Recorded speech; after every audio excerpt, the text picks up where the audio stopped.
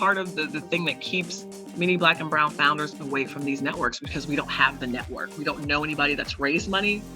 So there's nobody that can even introduce us to people who can give us money, right? Mm-hmm. So I cold called everybody, child. You need Every to be one of my willing to founders, do it. yeah, every one of them was a cold call. I had warm intros from some friends that I was able to reach out to, and they were kind enough to help me get in front of folks.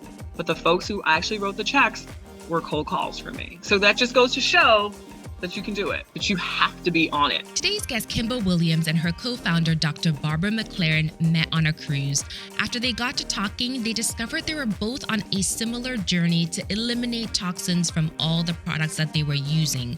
Dr. Barb, in particular, had been diagnosed with breast cancer, and after undergoing a double mastectomy, discovered that the toxins in her breast could actually be found in the products that she was using on her body. So they decided to put together Kimba's experience in the pharmaceuticals industry and Dr. Barb's experience as an OBGYN to create Kushae, which is a line of non-toxic feminine hygiene products. Not only do they have a wash, they also now have a deodorant as well as a balm that prevents chafing. Now, their story is amazing, not only because they were able to raise a seed round of $1.25 million, but they can also be found in Whole Foods, Wegmans, and Amazon. So if you're interested in hearing the story of how they've been able to grow this consumer packaged goods brand through the challenges that they've had with logistics and hiring a team, this is going to be a great episode for you to listen in on with lots of nuggets. But before we dive in, don't forget to subscribe and hit that notification bell so you don't miss our next episode.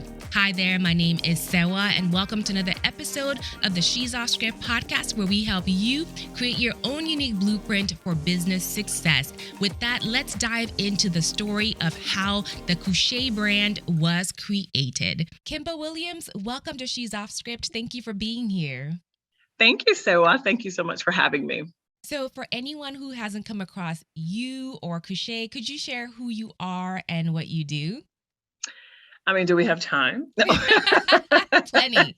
I'm all the things. No. So of course, I'm Kimba Williams. I am the CEO and co-founder of Kushae. Mm-hmm. My co-founder is a board certified OBGYN, which is what makes Kushae the first and only doctor formulated and diva approved natural care formulation for feminine health and hygiene. We sell products that are made to elevate women's hygiene routine or introduce them into making sure that they even have a routine. Many women don't have a feminine health and hygiene routine. So we're educating, we're encouraging, and we're empowering women to sort of take their feminine health and hygiene by storm. And we feel like Kushae, our all natural formulas, and the fact that we use amazing plant-based products is one of the best, if not the best option out there. How did you get into this field? How did you get into the non-toxic feminine hygiene field? That's a good question, because I have to say that I never imagined I'd be in the business of vaginas. Like, just that didn't happen, by chance. And of course, all things happen, purposefully. So I was in the pharmaceutical career. I was always in sales outside. So I was always in my car, running around to different offices, clients. And I felt like after a while, as I got older, as I became a mom, this whole feminine health and hygiene thing was doing its own thing, right? It was like, and if you guys remember Sesame Street, I'm an oldie but goodie. They used to have this little song that said, "One of these things is doing her own thing." Girl, that was me. So I was like, I feel like I'm getting marinated in my own juices by like half day. I'm out here and I live in South Florida, so it's amazing and we love it, but it's hot. And so running around in business professional clothing isn't always the move, right? And so I started struggling myself. Like, how can I manage like sweaty parts down there? How can I manage sort of freshening up? I'm on the road. I don't have an office dedicated bathroom. So I began to realize that I was being challenged. And there were challenges that I'd never had before. And I think it's just hormonal and becoming a mom, things just changed. Mm-hmm. And so as I started to ask people, I realized that people were having the same issues, but I didn't know what to do about it. And I also started becoming a naturalista, which is how I got the whole term natural diva, because I'm still a bit of a diva. And in a good way. It just means that I love really pretty, nice, cute, fashiony things. And so I said, well, I need solutions for this feminine health and hygiene challenge, but I also want it to be natural, right? There are tons of crap on the shelves, in my opinion, that just wouldn't pass the sniff test, as far as I was concerned. You would look at the label and you're like, oxyhexyl next. You know what I Yeah. mean? If I couldn't pronounce it, if it was more than 13 characters, it just wasn't going to fly. So I was struggling with that and I was trying to figure that out. In the meantime, I ended up meeting who's now my co-founder, Dr. Barbara McLaren, who we now affectionately call Dr. Barb. Of course, I just call her Barbara, but Dr. Barb. And we met on this girls trip cruise. And so I approached her. I was like, hey, listen, I know you're an OBGYN. I'm kind of into natural products. I'm finding everything else natural, shampoos, lotions, lipsticks, whatever. But I'm struggling to find natural products with feminine health. What do you suggest? Can you help me? And it was then that she shared that she was also kind of on the quest for natural products because she had been recently diagnosed with breast cancer. And so as a mom, she was 38 at the time, she was facing a double mastectomy because that was all she could do to save her own life. So she ended up going through the mastectomy and found toxins in her breast tissue that were specifically related to personal care products. So she's like, I started looking at natural products because the other things I was using almost killed me, right? Almost took my own life. And so here we were, two different women on two very different walks of life, looking for the same things, but for different reasons. And it was then that we decided, hey, listen, I'm a bit of a business guru. You're clearly a women's health expert. If we can combine the two, we can certainly create the stuff that I'm looking for selfishly and then share it with the world. So that's essentially how I ended up, taking care of women one Kushae at a time. That's how I got here. I love the name Kushae, and Yes. I know we all struggle. Some people probably struggle with what to call our female body parts, right? Some people are a Yes. little bit more conservative, and we want to go with the cookie and all the. But I like Kushae. Kushae is, and let me be clear for the audience, right? Because everybody, Mhm. that's going to be listening, we're grown and sexy, we're adults. We literally took the word coochie and just made Mhm. it fancy. Like, don't overthink it. Just don't, right? That's all we did. And it was just a brainstorming session. We threw up some words and Dr. Barb was like, okay, I see you have like, punani and vagina. We hit everything because I'm Jamaican. So you have to have the Jamaican version, pum pum. Mhm. And then, we had all the versions. And so she looked at coochie. She's like, well, we can't call it that. I'm like, I know, but let's just start generating some ideas because we wanted it to be very evident as to what the company was about, but without being too crass and too Mhm. offensive. And so she goes, well, you know how they do Target, like Target? Maybe we could do that with Coochie. And I was like, And there you ta-da! have Like, it. we lost it. We were just like doing the dance of joy, the little church, dance. Mhm. Child, we were doing all the things. So I love the that's how we name got though, Coochie. because Yeah, I think it resonates and it just rolls off your tongue. it But does. now, you mentioned that your co-founder, Dr. Barb, is a board certified OBGYN, but Yes. while she's an OBGYN, she's not necessarily a chemist. So, Right. which products did you guys start with when you first launched? And I just wonder, what was your process for formulating and testing everything? Yeah. So we knew what our strengths were, and we also Mhm. knew what they were not. Yeah. Plus, you're And one of dealing the with things people's vaginas. So, you want to make sure exactly. you're coming out with something good. Exactly. And so so first of all, she's got a medical license that's on the line, right? Hmm. And then we also wanted to be really sensitive about the fact that women's vaginas are sensitive to begin with. Yeah. So we never, ever, ever assumed that we could mix baking powder with some water in a kitchen. Like, we're not doing that. We're not about that life. Put away your pots, save that for your curry chicken or whatever it is you want to eat. Because we love a curry. Right. Do that. But we always, always, always had professionals on board. So from the beginning, we talked about what are some of the products that your patients are looking for? What are the common complaints that women keep coming to you for that you can't write a prescription for, right? That's always a challenge. There's Mm. nothing, medicinally or medically wrong. It's just, I'm a sweaty Betty, right? And I just need something that's going to prevent the odors. Like, that's not Mhm. a prescription, that's something else. But there was nothing else. And so we talked about the challenges that we had personally as women, which is helpful, right? Because she experienced problems as a woman herself. She's like, I wish we had this because, and her favorite product, her baby product was the balm because it helps with chafing between the thighs. And Mm. so Dr. Barb is an amazingly curvy girl. And she's like, baby, these thighs are high fiving and I don't need to be doing that. So we're like, we're going to figure that out. So that's, product number one. Mhm. We said we knew we needed a wash. Women are always looking for things that won't burn them down there, won't dry them out. So that was really like product number one. I needed this deodorant spray because I was like, I cannot be out here marinating in my own juices, and everybody knows that. Like, that's just not a thing. So Yeah. we had to come up with that. And then the other one was just ingrowns. You know, some of us are shavers, some of us are trimmers down there. But you want to keep your pretty, you know, your kitty pretty, and these bumps are just not helping anybody, right? But they're not something that you can usually get around. So we wanted to create something for that as well. So we literally just looked at patient, you know, challenges, our own personal challenges, and decided to onboard both chemists and then natural practitioners. So folks who would understand the botanical side, the plant-based side of things, and then folks who would understand how to put it all together without burning somebody's vagina off. And that's how we worked it out. And what was the testing process like? So the testing process was interesting. We trusted our team, and so we tested them ourselves, of course, then gave them to friends and family. Okay. So I was like, baby, if this vagina burns off, I'm in trouble. But, you know, you have to trust the process, you know what I mean? And so part of that is putting yourself in the shoes of who would be a consumer. Because if I'm not going to use it and if I'm afraid, then what do I think is going to be the energy from a consumer, right? Yeah. So we jumped in, and we were, every day it was like, can't wait to take a shower so I can try blah, blah, blah. You know what I mean? So it was like running home and showering and hurrying up and trying things and wondering if it was going to like sting or burn or itch. And so that's what it was. And then once we felt comfortable, we would share it with our friends, our family, and anybody who else, you know, anybody who loved and supported us and were willing to try, because we knew now that it was not going to burn you or whatever, you know. So that's what that looked like. So it was interesting, for sure. So now that you had solid products, how and where did you go about selling them? Because clearly, spoiler alert, you've been very successful. So how did you start out selling them? You know what? And it's funny. I was just reading something that says, you know, what works for you won't always work for everybody else, which is so true. So what worked for us when we launched in 2018 was going to consumer expos, setting up a little janky 6-foot table with our little tablecloth that said Kushae, and literally selling bottle by bottle, woman to woman, eyeball to eyeball, creating a fun and energetic environment just in, you know, expo spaces.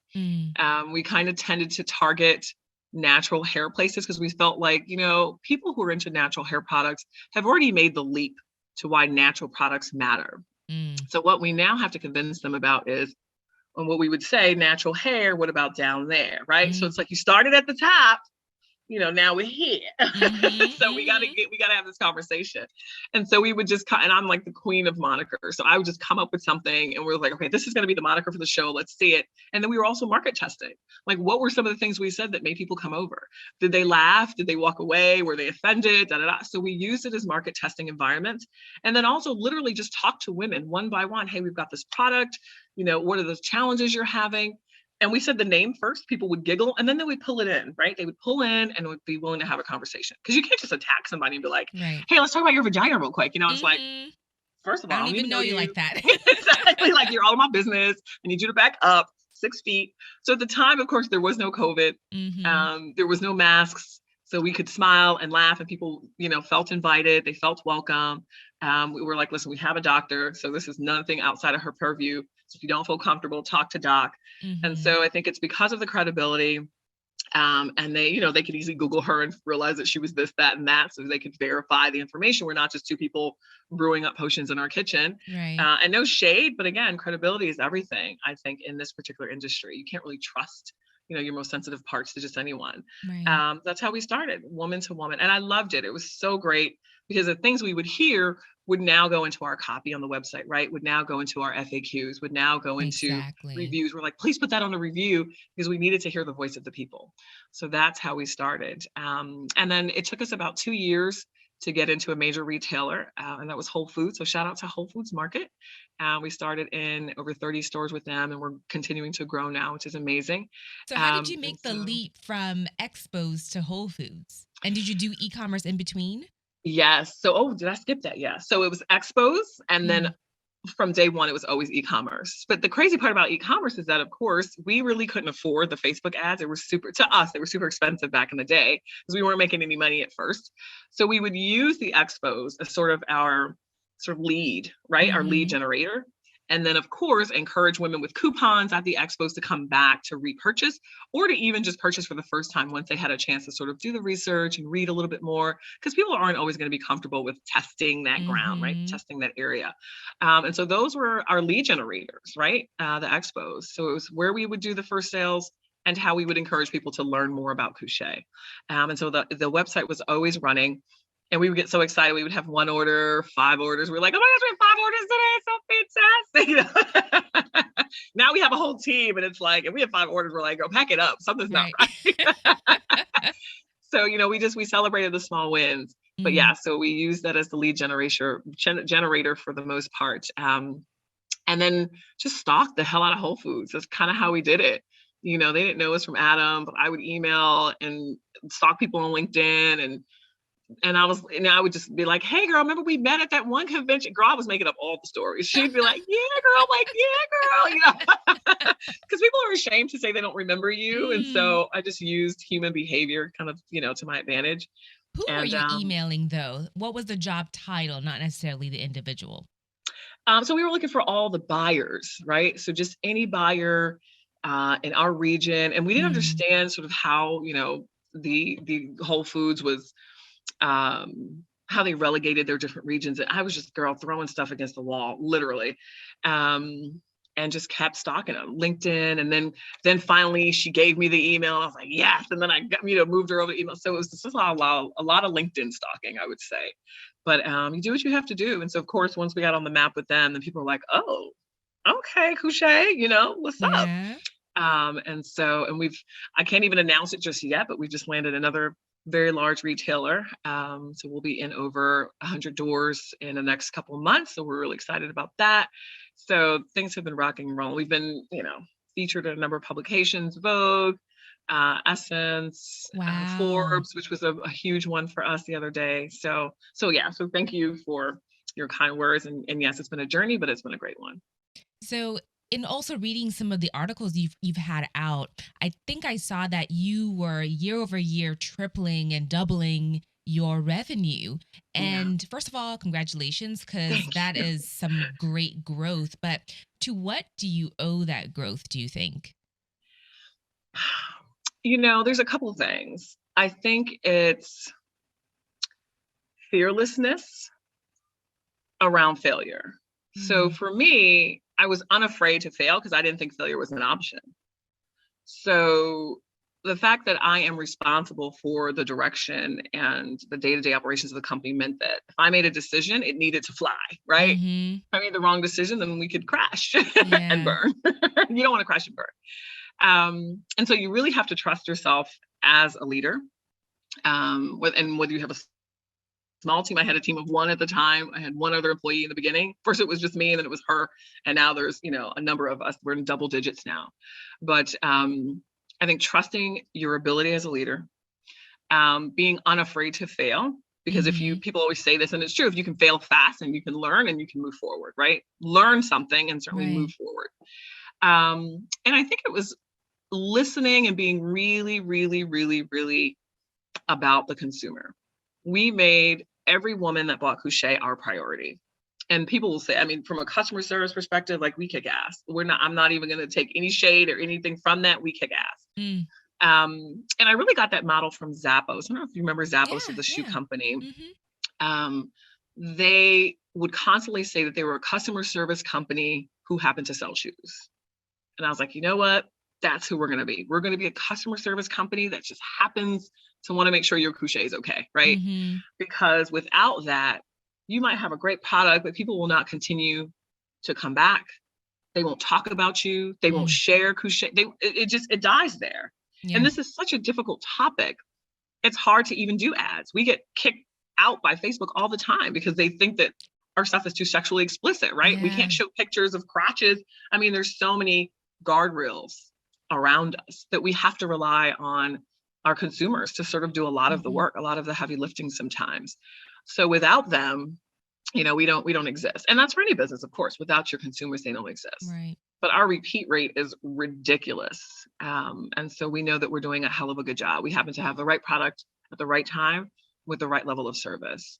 And so I think making your consumer the priority wins every time, because they'll tell you, what they need. We've developed new products because of our consumers' concerns, new additional challenges that we didn't think about, questions, comments. We've changed the way we've done business because of, what, consumers' feedback has been. So if you make them the priority, they'll help you, because if they need it, you build it, they'll come. It's Exactly. essentially the truth. Yeah. So that's Exactly. that.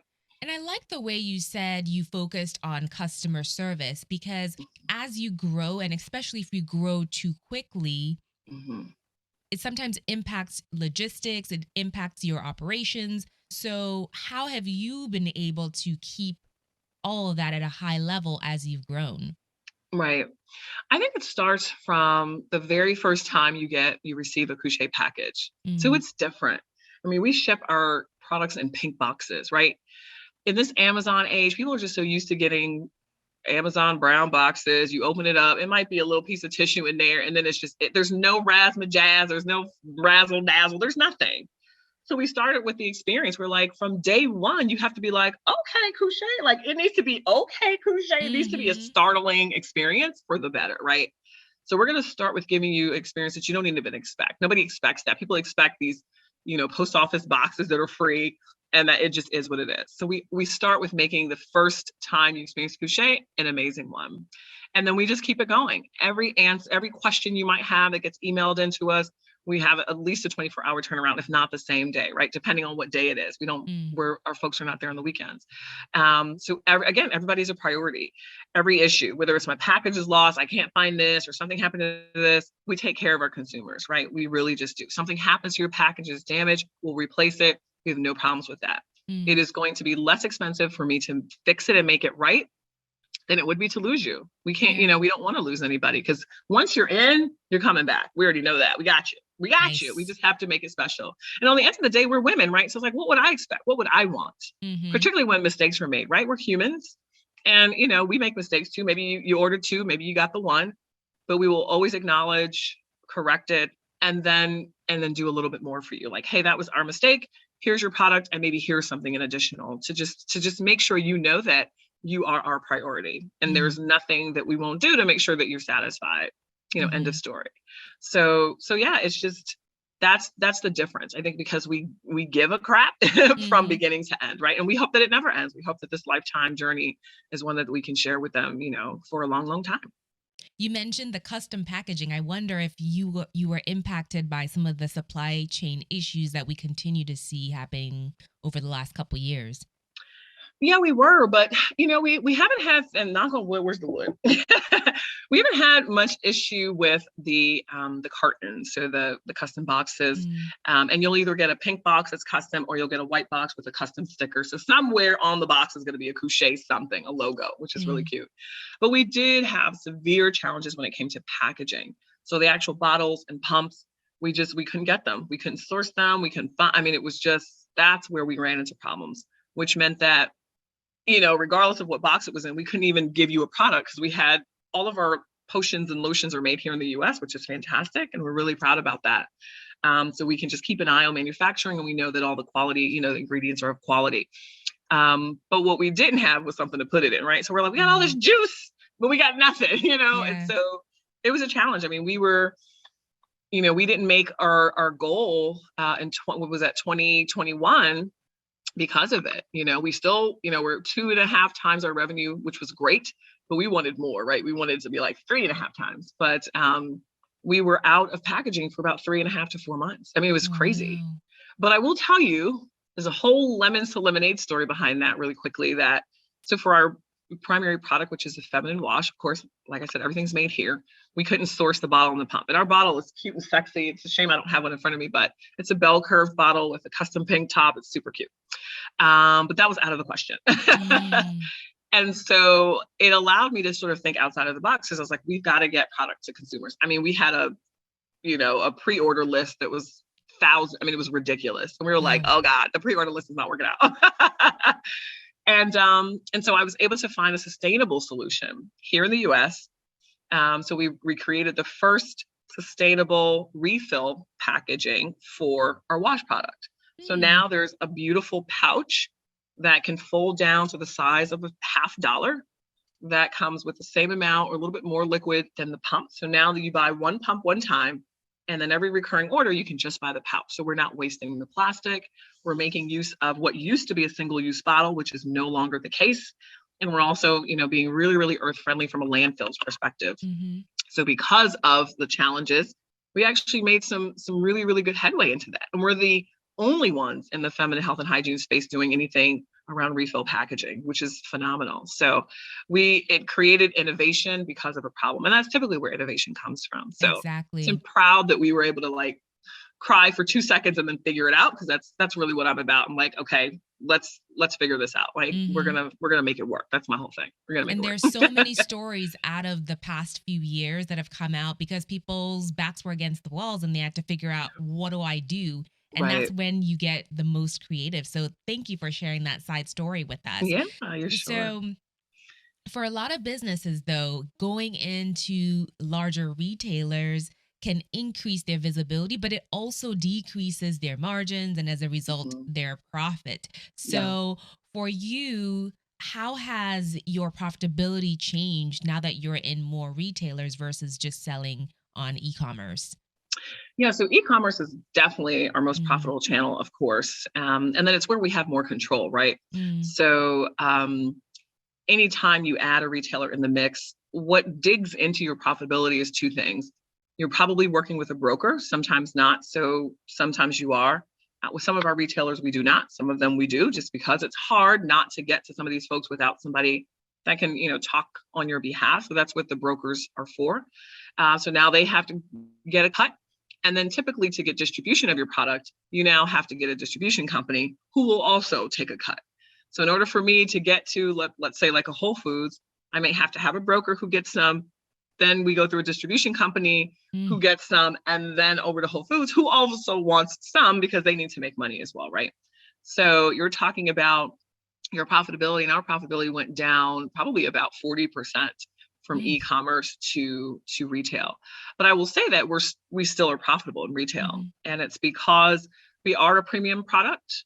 We're not groceries a little harder. Like you buy a can of beans for 50 cents. I have no idea of how anybody's making any money on beans, but I guess Maybe they are. Volume. It's volume, exactly. Yeah. You might make the penny, but you're selling millions, so there goes your money. But as a premium product and sort of like this whole body or women's natural section, we are able to command a higher price.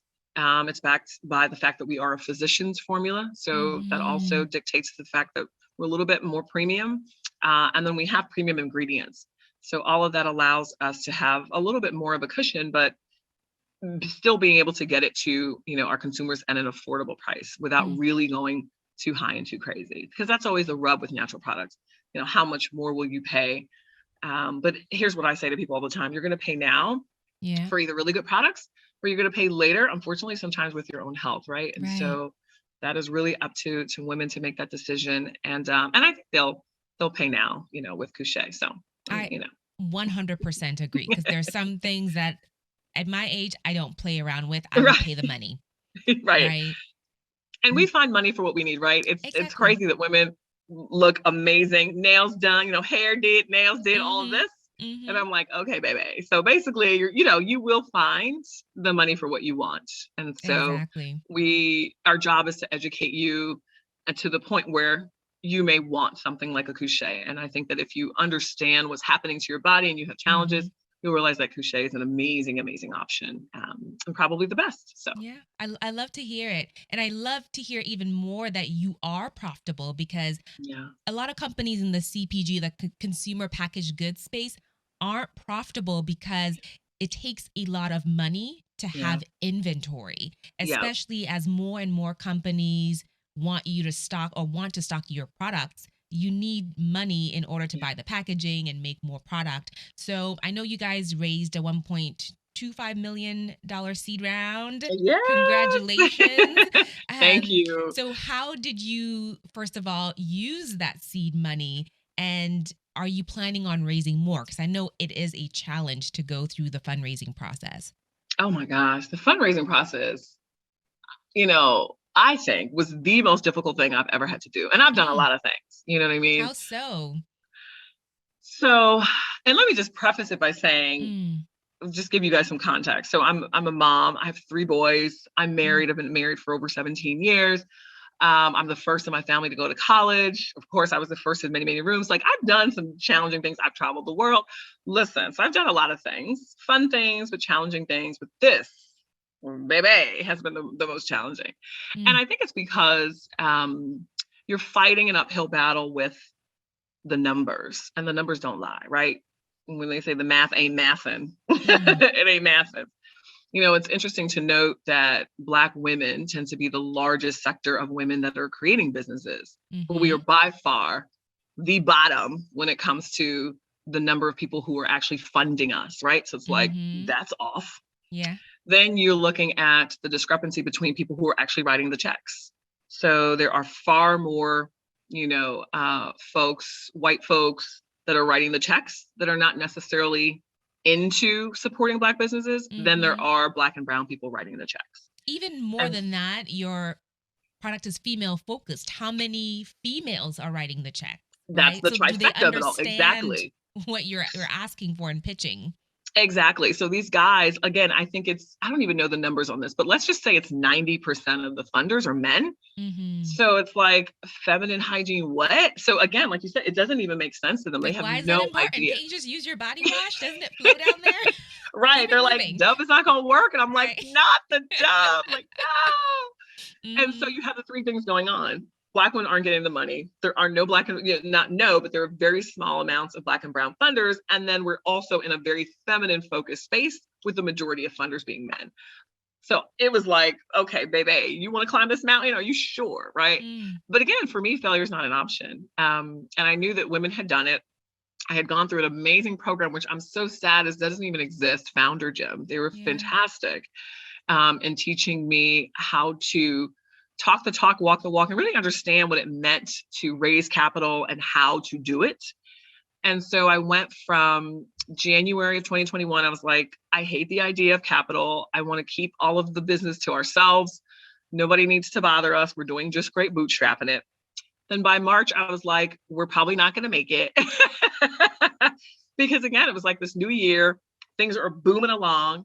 Again, every year we see this amazing growth, and we're like, how the heck we were outgrowing ourselves? Do you know what I Mm. mean? And like you said, not only is the inventory monster insatiable, but so is the marketing monster. So you got these two Mm-hmm. monsters constantly gobbling, and you know that one day they'll bite off a chunk of you, right? And then there goes the whole business. So by March, I was like, yeah, we're gonna need some support. Mm-hmm. I started raising. I went through Founder Gym for about 6 weeks, finished off in May, and started raising in May, kind of like a soft raise. Listen, I don't know, just struggled and challenged and didn't know what the hell I was doing. But by December, got my checks. Mm. So funny enough, it didn't take me that long. And I was being kind to myself. I was like, hey, listen, if it takes me a year, I'm okay with that because I've never done this before. Mm-hmm. But people were shocked that I could kind of go through all these emotions. And that's the entrepreneurial journey, right? You're like, I'm doing Yeah. great. I totally suck. I love this business. I want to get out of here. You know what I mean? It's like Yeah. up and down. Mm-hmm. So that was that whole year, like, I hate VCs. I need some support. I love this. This is stupid. This is hard. I want to die Right. now. You're like, and I don't want to die now, but it's like, you're willing to just let it all go. You really are. You're Mm-hmm. like, I'm over it. I can't do it. It's so frustrating because literally, and I've been in sales my whole career. So I'm used to getting no's. That doesn't bother me at all. But when it's your baby, Yeah. and people keep telling you no, or why does that make sense? Or I need to see more evidence. And it's like, I don't know what thousands of women who have bought this product plus all this revenue, what else do you need, How much right? more evidence? My Come on, goodness. like, are you saying this to everybody or is it just me? And Right. why? And of course, most of the times I know why, but that was the way they would say no. Well, I kind of need to see, like, bruh. And it's not like we had just started with an idea on a napkin. We had been at Mm. this thing for 3 years, and that's the marker, right? If you can make it past year 3, the likelihood of you surviving as a company is exponentially greater. And I was like, this is year 3 and we're still here, you guys, like, Yeah. help be a part of this success story. And so I will tell you, every single funder is a Black or brown funder of ours, every single one. And I noticed that, and I thought it was interesting given Oh yeah, how much capital is out there. there is capital, but I will tell you, you are selling you first. Mm. funders, especially if this is your first go round, they're going to like the company, maybe, particularly because I had evidence, right? I could have hard data. Like I could open Shopify and be like, let's plug in some numbers. Shopify will tell you that we're a thriving business. We're growing, we're scaling. But they want to know that I can do it, right? They're like, well, you're the CEO, you're driving this company. Can she do it? You know, does she have the passion, the drive, the expertise, the knowledge, the courage? So you got to come in with not only just bells and whistles, but the confidence to the moon, right? And back. And so, you know, me, over the years, I had honed that skill through pitches. And of course, I'd been in sales my entire career. So this wasn't something that I just picked up overnight. No, I've been selling for 20 something years, literally. And you just kicking needed ass, help with the lingo. Absolutely. And and how to be able to answer questions, turn on a dime, you know, resonate with your audience, you know, really sort of integrate them into the conversation, making it really a two-way dialogue and not just me spewing out information, being personable, being likable, you know, understanding my numbers, understanding the terminology around business, you know, P&L statements, this and that, unit economics. I mean, just bam, bam, bam, bam. Right. And if they think you're strong, even if you don't think so, if you can make them think you're strong, that's it.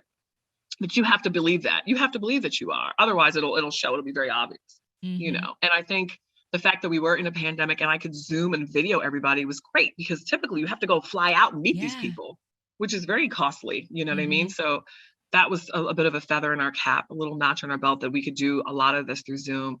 But I was super intentional about going after funders who were either Black or Brown themselves, or who were specifically and intentionally looking to support Black and Brown founders and or women founders. And it just so happens that our lead founder, our lead VC, is both. They are Black and Brown women who were looking to fund other Black and Brown women. I mean, they were the perfect fit for us. I like it. Yeah, listen, I was nagging them like, hey, me again, girl, me again, you know, and just went after it. Just no intros. And that's typically what you have to do with going after capital. People want you to know somebody who knows somebody. And I didn't know anybody. I didn't. And that's part of the thing that keeps many Black and Brown founders away from these networks, because we don't have the network. We don't know anybody that's raised money. So there's nobody that can even introduce us to people who can give us money, right? So I cold called everybody, child. Every one of my founders. Yeah. Every one of them was a cold call. I had warm intros from some friends that I was able to reach out to, and they were kind enough to help me get in front of folks. But the folks who actually wrote the checks were cold calls for me. So that just goes to show that you can do it, that you have to be on it. And I was just annoying, but in a good way. Like, be professional. Persistent, tenacious, courageous, and just keep going. Don't take no for an answer, particularly when I knew they were a great fit. I was like, I'm not letting this fish go. Like, this, who else can I go for? So that's how interesting that you did go after people who were a fit, not only with the kind of company you're looking to launch, but also maybe just with the vision of your business. Because once you have people giving you money, you have bedfellows now. So could you talk through how perhaps you're navigating the dynamics of having people who now have a say in your business? You know, I will tell you that not all money is good money. I turned down a lot of money, over $2 million worth of money. And some of that has to do with valuation and not diluting, you know, our shares. And so maintaining, you know, the majority shares, both myself and Dr. Barb. So that was one thing. So of course I could have gotten all the money in the world and then owned nothing. So that was not a thing. But the other piece of it was that we realized that every funder wasn't who we wanted to be in bed with for like the next 7 to 10 years, right? Or whatever that, you know, journey looks like. Hopefully it's less than that. I'd love 5. 5 would be great. But, and so you really have to be clear. It becomes easier, of course. We had money, and then folks would come around and we would talk and we were doing due diligence. And then I realized, I don't really want you or your money, because I'm not feeling the vibe over here, right? Yeah. Those are the ones who are super pesky. You know, just I felt like doing the most, asking you all kinds of side-eye questions. And I'm like, people just gave me all this money and didn't ask me. Just imagine how that would be day to day. Their emails. You know, I need Constant. this, I need this. Yeah. And like, people have literally deposited the money and didn't ask me half these questions. What are you doing? Like, why are you doing? And your money's less. Mm. Like, listen, big bank take little bank. Okay. Yeah. The girlfriend used to say that. It's some kind of hip hop song, but she's like, girl, big bank take little bank. I'm like, it sure the hell does. Mm-hmm. Because you got little bank over here being annoying, and big bank is like, here's the money, do your thing. We're proud of you, do it. And I'm Yeah. like, this is the difference. Mm-hmm. Right. And so founders need to understand that all money is not good money. You do not want a situation where people are constantly hounding you, because at the end of the day, I still have to run this business, and I don't necessarily need to be bogged down with random questions. Like, this is what we have, quarterly updates for. This is what we have, board meetings for. Allow me to do the job. And I Yeah. get it. You want to understand what's going on, but our funders have been so kind and understand that dynamic. And like I said, we do quarterly updates. And so they're pretty clued in as to what's going on. Mm-hmm. And if they want to reach out, but typically they're reaching out because there's new opportunities. And like, hey, you should check this out. Mm-hmm. And it's more about them bringing resources than it has ever been about, so what's going on with this product? You know what I mean? It's Mm-hmm. more about helping with opportunities and making us move forward. Because if we do well, they do well. That's the Exactly. kind of funder you want.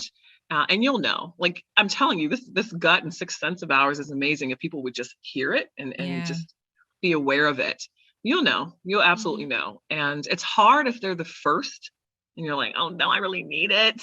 Right. But baby, it ain't gonna be easy. So you have to Yeah. weigh those things, and those are really important.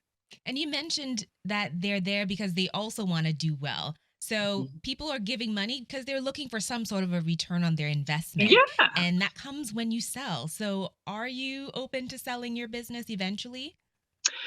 You know, the only thing we've ever thought about was acquisition, to be honest with you. Okay. So Dr. Barb has daughters, but they don't seem interested. I have sons, they're definitely not interested. So it was never going to be a family business. Mm-hmm.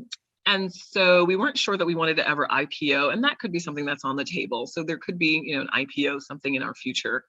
But we feel like there are large players that are just not in the space and not doing it the way we're doing it, right? Mm. The larger players have always struggled with natural products, and then talking to who our majority consumer is, which tends to be Black women, because we're Black women, right? So Yeah. Black women tend to come because they feel like they trust us. Obviously, we have that credibility with having Dr. Barb on board. And, the Black community from a health perspective has been slighted and lied to historically, right? Yeah. And so we have everything from the Tuskegee experiment and all the things Mm. to share and have evidence around, large companies, governments just using and taking advantage of the Black community. So we tend to have a large number of Black women who trust us, and big companies are like, wow, they're interested in that. How are you guys Yeah. doing this? Well, we tend to care about them, inherently. We care about them because we are them. And again, we have all women and we want to support all women, but there's something about Black women, of course, that will support, love on, and gravitate towards other Black women who they know they can trust. Mm-hmm.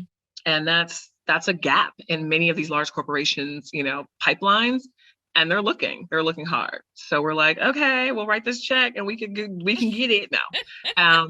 But if any opportunity like that ever came up, we would absolutely have to maintain control, because what we don't want is for Kushae to become another regular ass product that doesn't meet the needs of people. And that was why we existed and did well in the first place. Obviously, the people have spoken, right? Mm-hmm. So that would be really, really important. Otherwise, it doesn't work. So we can just make our own money and just keep doing what we're doing, right? Right. And so those are some possibilities. And it's hard because the Black community, there are opportunities where people feel like it might be a sellout situation. So we are, sensitive to that. Mm-hmm. But it's more about allowing our community to thrive in a Mm-hmm. different way, right? Yeah. From a generational wealth perspective. And then hey, if we get all this money, the next thing we want to do is to be able to fund other businesses, right?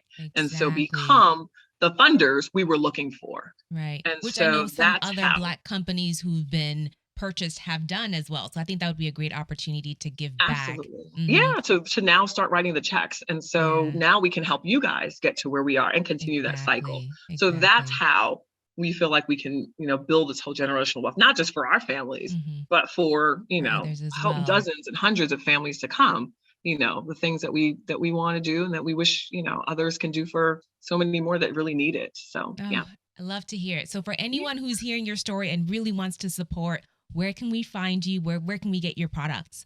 Oh my gosh. So, so of course, Kushae.com. So Kushae is a little tricky to spell for the first timers, but it's Kushae. Hmm. So Kushae.com. We're also on Amazon. So for those of you who just love your Prime and all this and all that, you can find Kushae products on Amazon as well. And we are Prime and all the good things. You can also find us in select regions of Whole Foods. So we're growing every region all the time. So just take a look and see which Whole Foods near you probably has Kushae. And there's a spoiler alert coming, but again, we're going to be in another major retailer. So you guys keep an eye on our Instagram. We'll be making announcements. Our Instagram handle is at the real Kushae. So, you do your little at symbol and then it's the real Kushae. Okay. Not the fake. Okay. No, the real, the real Kushae. And that's where you can get more updates, videos, behind the scenes, everything. Where we're doing expos again this year. We're super excited about that. We'll be in Atlanta later this month. Seeing women hugging again and smiling again and sharing again. So we're looking forward to being in front of everybody again for expos this year. So check out our Instagram. We're really active there. Or find me on LinkedIn, Kimba Williams. And it literally has like saving women one Kushae at a time. So you can't miss it. Love it. Love it. Kimba, thank you so Yeah. much for sharing your story with us. So many nuggets all through the episodes. I know people are going to enjoy it. Thank you so much for having me. I really appreciate it. And I hope that this has blessed someone or encouraged another woman or man that wants to take that leap and is really staring down the wall of, faith or fear. I encourage you to go with faith. And I promise you that it usually will all work out.